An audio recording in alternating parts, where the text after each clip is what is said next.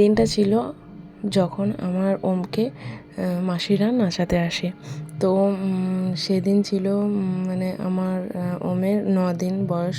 তো তার মধ্যেই মাসিরা খবর পেয়ে নাচাতে চলে আসে। আর আমি ছিলাম বাপের বাড়িতে, কিন্তু আমার বাপের বাড়ির গ্রামে কোনো দিনই মাসিদের কোনো আসা যাওয়া ছিল না। এতদিন আমরা নিজেরা বড় হয়েছি, কোনো দিনই আমরা দেখিনি। এই ফার্স্ট টাইম মানে আমার ওমকে নাচাতে এসেছে।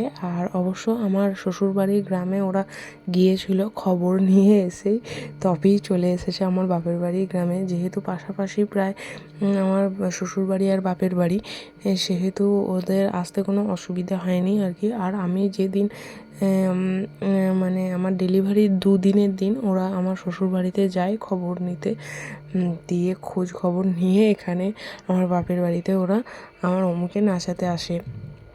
তো সেই সময়েই দেখো আমি সেই সময় খেতে বসেছিলাম। আর যেহেতু একটু সকাল সকাল একটু খেয়ে নিতে হচ্ছিলো আমাকে, সেহেতু আমি সেই মুহূর্তে ওমকে ঘুম পাড়িয়ে রেখে সেই খেতেই বসেছিলাম। আর মাসিরা সেই মুহূর্তে চলে আসে।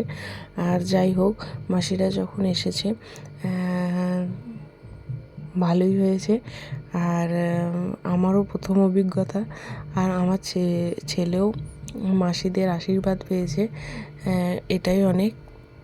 ওনাদের সত্যি খুব ভালো, মানে অনেক জায়গায় শুনেছি গালাগালাজি অনেক সময় করে, কিন্তু বিশ্বাস করবেন না, মানে মাসিরা সত্যি খুব ভালো। আমাদের সাথে এত ভালো ব্যবহার করেছে, হয়তো সেই মুহূর্তে অতগুলো টাকা দিতে হয়তো খুবই অসুবিধা হয়েছে, যেহেতু মধ্যবিত্ত ফ্যামিলিতে সেই মুহূর্তে অতগুলো টাকা ডেলিভারির পরে এসে অতগুলো টাকা দেয়া খুবই কষ্টের। কিন্তু তবুও মাসিরা খুব আশীর্বাদ করেছে আমার ওমকে, আর ওই আশীর্বাদটাই থাকুক।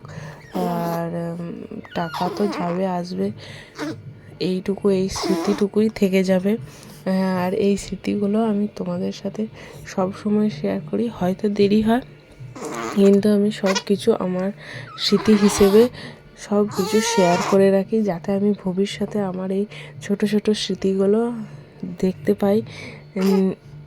খুব ভালো লাগলো মাসিরা আমার ওমকে নাচিয়ে গেল, খুব ভালো লাগলো। আর তোমাদের কাদের কাদের বাবুকে মাসিরা নাচাতে এসেছিলো অবশ্যই কমেন্টে জানিও। আর কত করে টাকা নিয়ে গেছে জানিও অবশ্য কমেন্টে।